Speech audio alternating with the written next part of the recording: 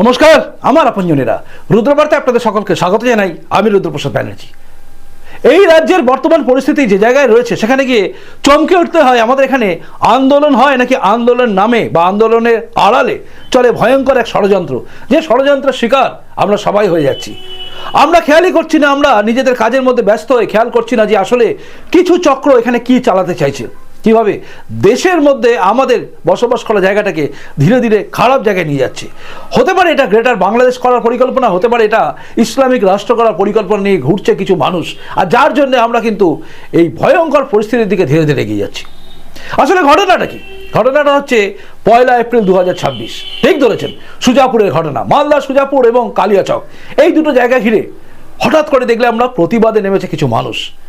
কি অ্যাডজুডিকেশনের নাম রয়েছে বেশ কিছু লোকের, এবং কিছু লোকের নাম ভোটার লিস্টে বাদ গেছে, তাই তারা প্রতিবাদ করছে। প্রতিবাদ মানে রাস্তা অবরোধ করছে। রাস্তা অবরোধ আমরা দেখেছি, সিএ এনআরসি নিয়ে অবরোধ দেখেছি, এবং হাইওয়ে অবরোধ, এক ভয়ঙ্কর চক্রান্ত। আর যে চক্রান্ত আমি ধীরে ধীরে আপনাদের সামনে খুলছি, আপনারা বুঝবেন যে আমরা কত বিপদের মধ্যে আছি। মনে হয় যেন কোনো ঘুমন্ত আগ্নেয়গিরির ওপর আমরা বসে আছি, আর সেই আগ্নেয়গিরির নিচে লাভা টক বক করে ফুটছে। সেই বাংলা, যে বাংলা একদিন কৃষ্টি কালচারের জন্য সেরা ছিল, সেই বাংলা আজকে ভয়ঙ্কর এক আগ্নেয়গিরির ওপর বসে আছে। যেন 1946-এর গ্রেট ক্যালকাটা কিলিংস যেরকম দেখেছিলাম, সেই দিন দেখার অপেক্ষা করছে যেন গোটা বাংলা। কারণ সুপরিকল্পিত একটা আক্রমণ নেমে আসবে, যেটা আমাদের মনে হচ্ছে। কি দেখলাম আমরা ঘটনা? মালদা সুজাপুর এবং কালিয়াচকে যে ঘটনা আমরা দেখেছি, সেটাকে শুধুমাত্র একটা সামান্য ঘটনা ছিল, নাকি একটা বিচার ব্যবস্থার উপরে সবচেয়ে বড় কুঠারাঘাত এবং একটা ভয়ঙ্কর পরিকল্পনা ছিল? কেন বলছি? কারণ হচ্ছে আমরা দেখলাম 1 এপ্রিল 2026 এই আন্দোলনে বসলো কিছু মানুষ।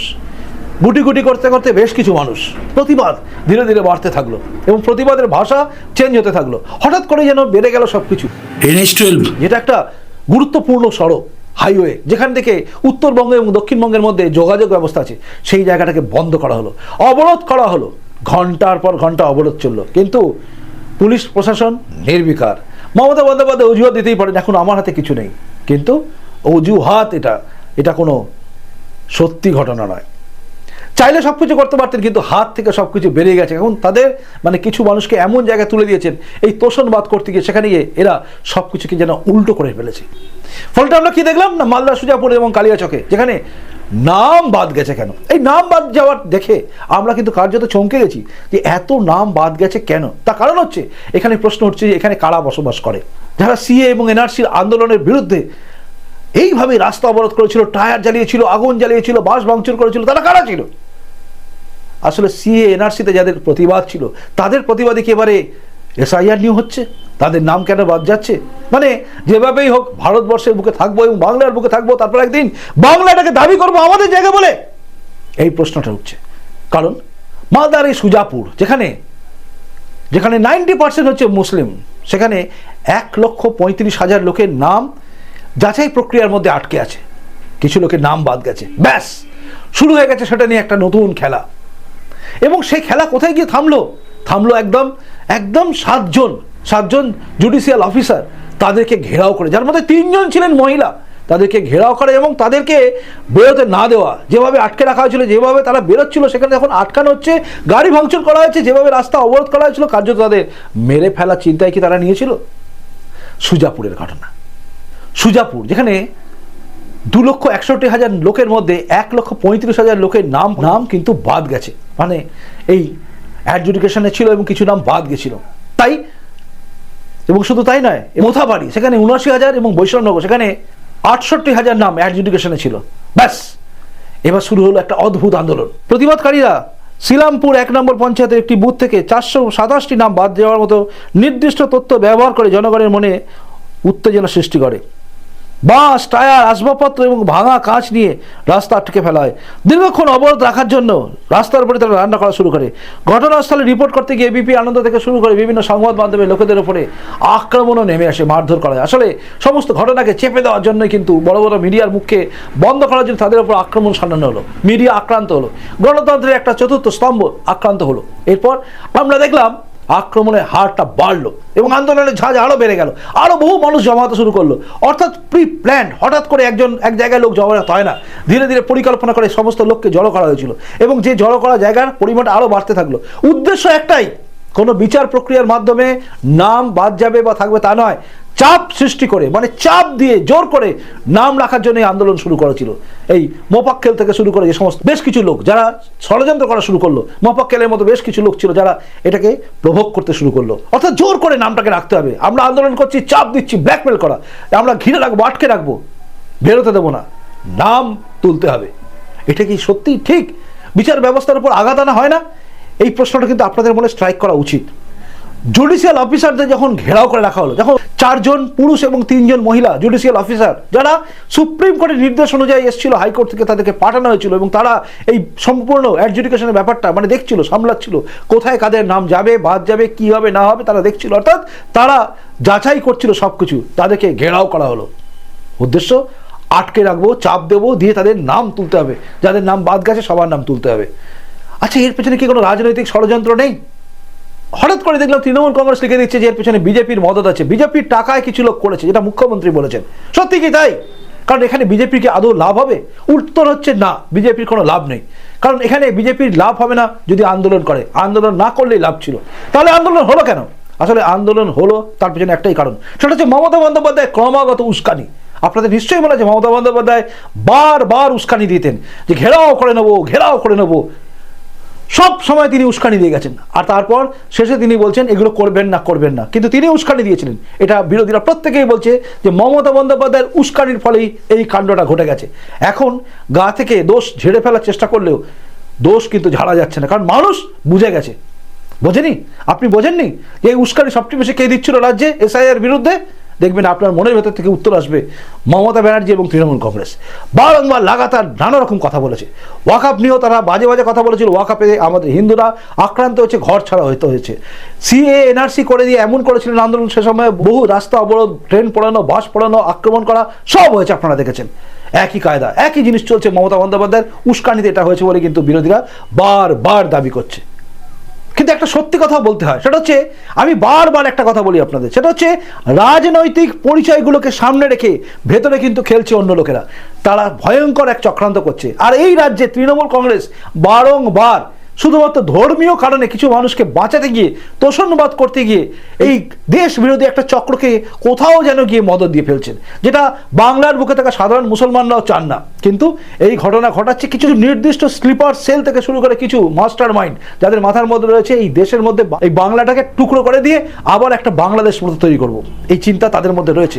তাই তারা কিন্তু এই রকম রাজনৈতিক দলের আড়ালে এই সমস্ত কাজ করছে। দেখা যাচ্ছে এখানে রাজনৈতিক দলের উস্কানি আমরা পাচ্ছি মমতা বন্দ্যোপাধ্যায়ের দল থেকে, মমতা বন্দ্যোপাধ্যায়ের কাছ থেকে, কিন্তু কাজ করে দেখাচ্ছে অন্য লোক। আর এটা গভীর একটা চক্রান্ত।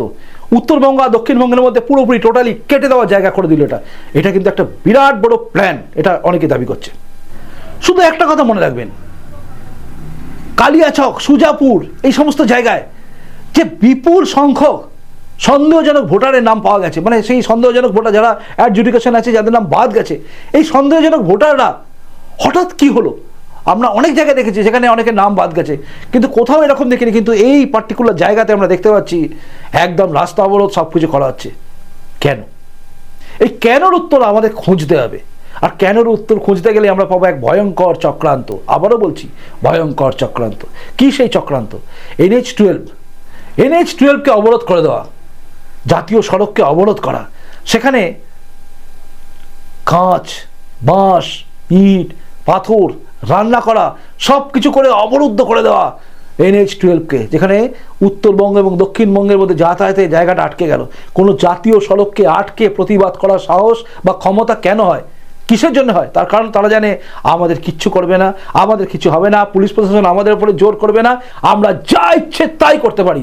তাই এই মোফাক্কেলের মতো লোকেরা বেয়াক্কেলের মতো কাজ করিয়ে দেয় এবং তারা প্ল্যানফুলি কাজ করে, মানুষকে তাতায়, উত্তেজনা সৃষ্টি করে এবং ভগবানের আমাদের ভাগ্য ভালো, আমাদের কপাল ভালো, এই যারা যারা ছিলেন ওই বিডিও অফিসে ঘেরাও করে আক্রমণ করে দেয়নি, ভাঙচুর করে দেয়নি, আগুন লাগিয়ে দেয়নি, মেরে দেয়নি মানুষকে, এটা আমাদের ভাগ্য ভালো। তবে যেভাবে এই জুডিশিয়াল অফিসাররা যখন বেরিয়ে যাচ্ছে, যেভাবে রাস্তার উপর বাঁশ ফেলা হয়েছিল আমরা সব দেখছিলাম ভিডিওতে, এবং যেভাবে আক্রমণ নামানো হচ্ছিল, পরিষ্কার করে বুঝিয়ে দেওয়া হচ্ছে এদের উদ্দেশ্য ছিল প্রাণে মারাও।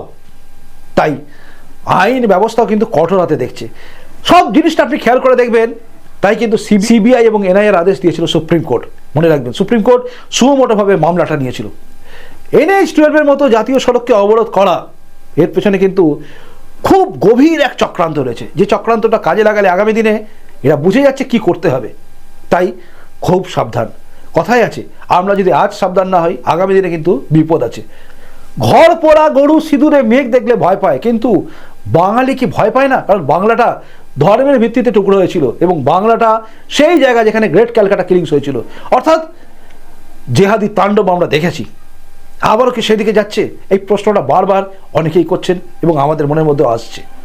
তবে এই ঘটনা গোটা দেশের নজর এদিকে ফেলে দিয়েছে, এবং সুপ্রিম কোর্ট সুমোটো মামলা করেছেন, এবং সুমোটো মামলা করে সিবিআই এনআইএ তদন্ত দিয়েছেন, এবং তার সঙ্গে সঙ্গে শোকজ করেছেন বিভিন্ন আধিকারিকদের, এবং তার সঙ্গে সঙ্গে আরও একটা জিনিস করেছেন, তাদের নির্দেশে এখন হঠাৎ করে দেখা গেল সিআইডি গ্রেপ্তার করেছে, প্রায় 18 জন গ্রেপ্তার হয়েছে। এই 18 জন গ্রেপ্তার হয়েছে, এরা আগেই এদেরকে গ্রেপ্তার করা উচিত ছিল, কারণ এরা তলে তলে যে ষড়যন্ত্র করছে এটা যদি বোঝার ক্ষমতা এই রাজ্যের গোয়েন্দা দপ্তরে না থাকে তাহলে সেটা ব্যর্থতা, তাই না?